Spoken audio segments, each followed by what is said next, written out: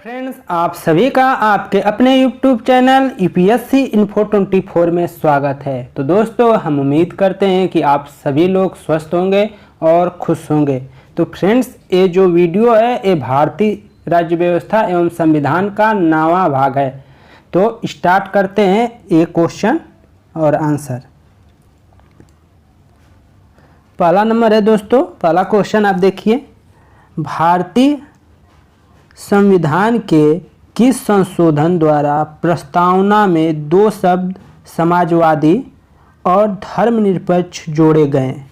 तो किस संविधान संशोधन द्वारा प्रस्तावना में दो शब्द जोड़े गए हैं? समाजवादी और धर्मनिरपेक्ष, सोशलिस्ट और सेकुलर। इनको कब जोड़ा गया है ये बताना है, किस संविधान संशोधन द्वारा। तो आंसर आपका हो जाएगा 42वें संविधान संशोधन द्वारा प्रस्तावना में समाजवादी और धर्मनिरपेक्ष शब्द को जोड़ा गया था। अगला है क्वेश्चन, मूल अधिकार एवं राज्य के नीति निदेशक तत्वों में क्या अंतर है? मूल अधिकार और राज्य के नीति निदेशक तत्वों में क्या अंतर है ये बताना है आपको। आंसर हो जाएगा मूल अधिकार वाद्य योग्य है। आपके जो मूल अधिकार है, मौलिक अधिकार है, जो 6 इस समय है, वो क्या है? वाद्य योग्य है। और जो किंतु नीति निदेशक तत्व वाद्य योग नहीं है। मतलब आप एक प्रकार से ये कह सकते हैं कि हम मौलिक अधिकारों का अगर उल्लंघन होता है हमारे, तो हम न्यायालय में जा सकते हैं, उस पर अपील कर सकते हैं। लेकिन ये नीति निदेशक तत्व जो होते हैं उसमें ऐसा कोई प्रावधान नहीं है कि राज्य इसको माने या न माने, तो इसको वाद्य योग नहीं है। ठीक है, अगला क्वेश्चन है क्वेश्चन नंबर 3, पंचायती राज क्या प्रदान करता है? पंचायती राज व्यवस्था जो है हमें क्या प्रदान करता है? आंसर हो जाएगा स्थानीय स्तर पर लोक प्रशासन। स्थानीय स्तर पर लोक प्रशासन व्यवस्था को क्या करता है? प्रदान करता है। ठीक है, चौथा नंबर देखिए, अंतर्राष्ट्रीय परिषद इंटर स्टेट काउंसिल का गठन संविधान के किस अनुच्छेद के अंतर्गत किया गया है? जो अंतर्राष्ट्रीय परिषद है उसका गठन किस अनुच्छेद के अंतर्गत किया गया ये बताना है। तो आंसर हो जाएगा 263 के अंतर्गत अंतर्राष्ट्रीय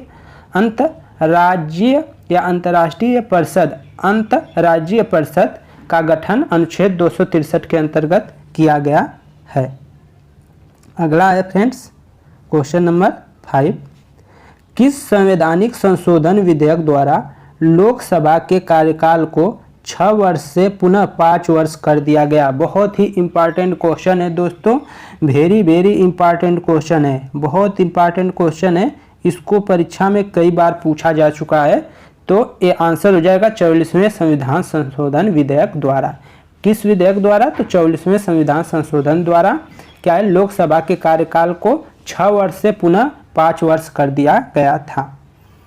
और इसी के तहत क्या है? संपत्ति के अधिकार को मौलिक अधिकार से हटा दिया गया था।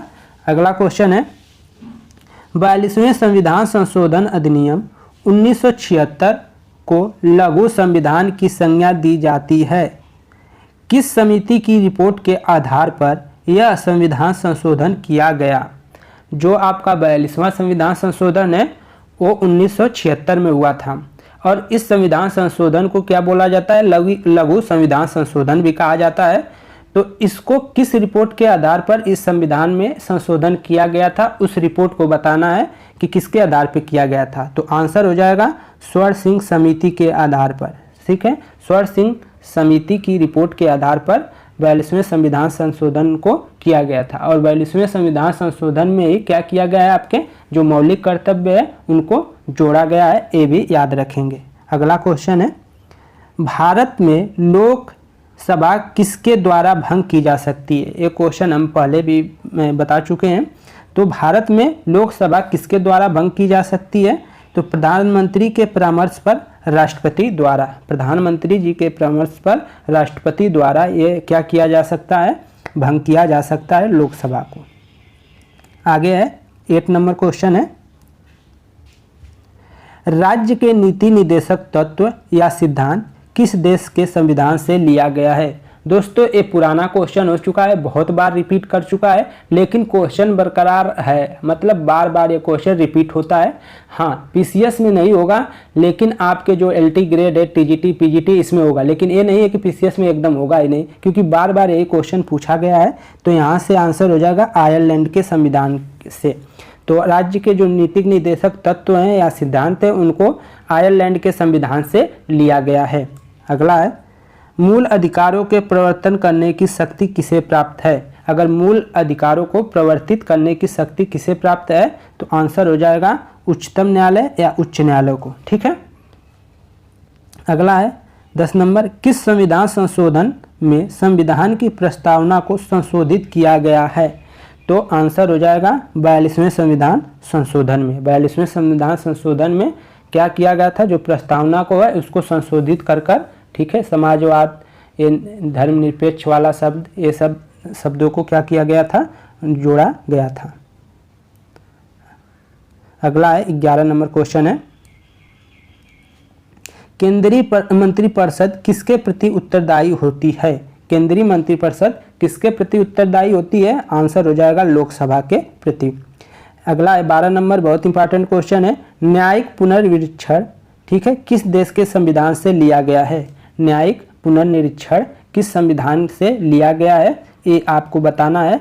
जुडिशियल रिव्यू जो होता है, पुनर्निरीक्षण होता है, वो संविधान कहाँ से लिया गया ये बताना है। तो इसका क्या है? अमेरिका के संविधान से।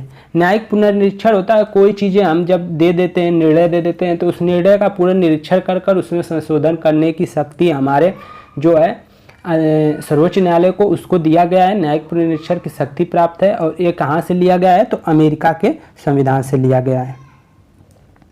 13 नंबर क्वेश्चन फ्रेंड्स, राष्ट्रीय आपातकाल की घोषणा की संसद से मंजूरी कितने समय के भीतर होनी चाहिए? जो राष्ट्रीय आपातकाल की उद्घोषणा की संसद से मंजूरी कितने समय के भीतर होनी चाहिए? तो आंसर हो जाएगा 1 माह के भीतर। अगला है 9वीं अनुसूची में क्या रखे जाते हैं? अगर 9वीं अनुसूची में किस सब्जेक्ट को रखा जाता है ये बताना है। वे कानून जिन्हें न्यायिक पुनर्निरीक्षण से सुरक्षित रखना हो, वे कानून जिन्हें न्यायिक पुनर्निरीक्षण से सुरक्षित रखना हो उसको इसमें रख दिया जाता है, डाल दिया जाता है, जो कब तक रहेगा कोई ठीक नहीं। अगला है, भारत एक संसदीय लोकतंत्र के रूप में जाना जाता है। भारत एक लोक संसदीय तंत्र के रूप में जाना जाता है। तो क्यों जाना जाता है भाई ये बताना है। क्योंकि कार्यपालिका संसद के प्रति क्या होती है? उत्तरदायी होती है। जो कार्यपालिका होती है, जो कार्य करते हैं, कार्यपालिका में राष्ट्रपति, ठीक है, लोकसभा और राज्यसभा जो सम्मिलित होते हैं, हमारे जो कार्यपालिका हैं उनमें आपको ये बताना है। तो ये सब होते हैं संसद के प्रति क्या होते हैं? उत्तरदायी होते हैं। सॉरी, संसद में जो होते हैं वो बता रहे थे। आगे देखिए,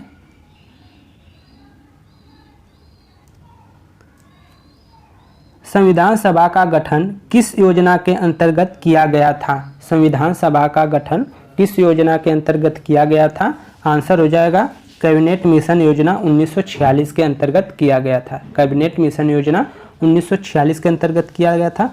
भारत में संवैधानिक उपचार का अधिकार किसे प्राप्त है? भारत में संवैधानिक उपचार का अधिकार किसे प्राप्त है?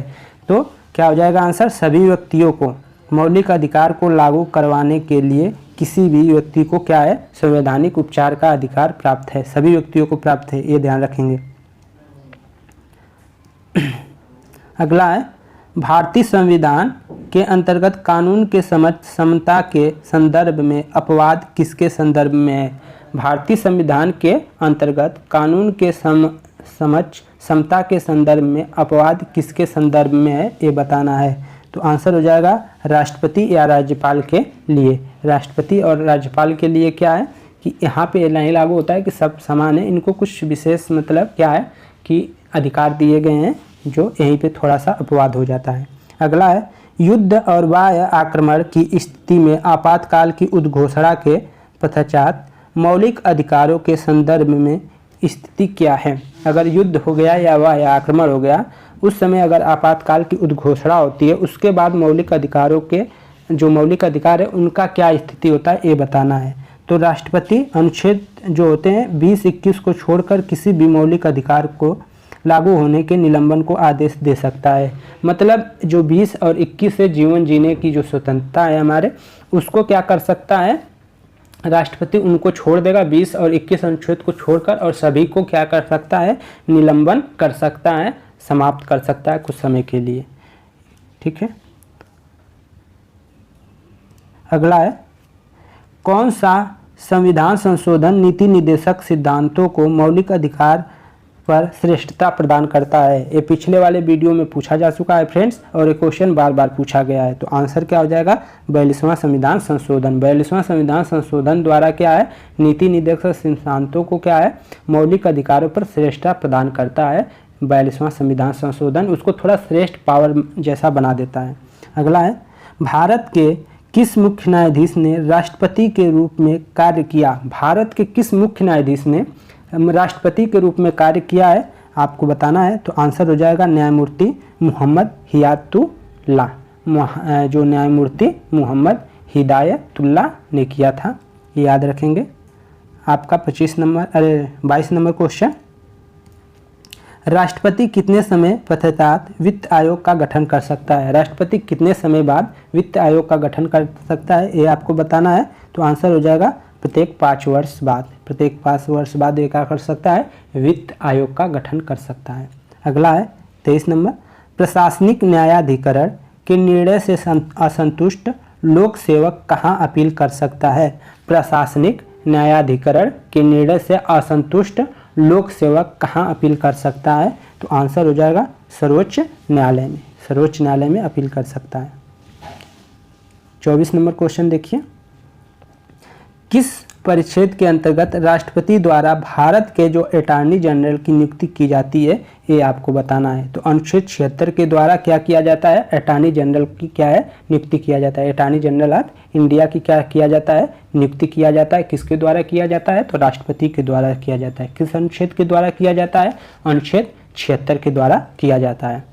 25 नंबर, राज्य के नीति निर्देशक सिद्धांत के किस अनुच्छेद में आंतरिक शांति और सुरक्षा की बात कही गई है? राज्य के जो नीति निर्देशक सिद्धांत हैं उसके किस अनुच्छेद में जो है आंतरिक शांति और सुरक्षा की बात कही गई है? आंसर हो जाएगा 51 में कहा गया है। ठीक है, अब देखिए इधर थोड़ा फ्रेंड्स ये दिक्कत हो गया है।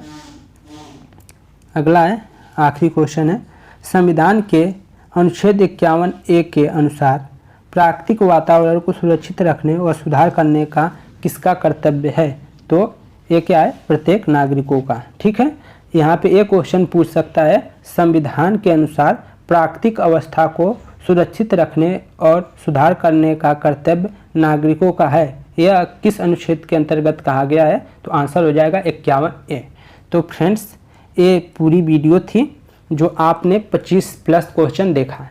तो दोस्तों अगर वीडियो आपको पसंद आई हो तो ज़रूर लाइक कर दें, और अगर आप चैनल पे नए हैं तो चैनल को सब्सक्राइब कर दें, जिससे कि हमको थोड़ा मोटिवेशन मिले आपकी तरफ से। तो सभी दोस्तों को धन्यवाद, नमस्कार।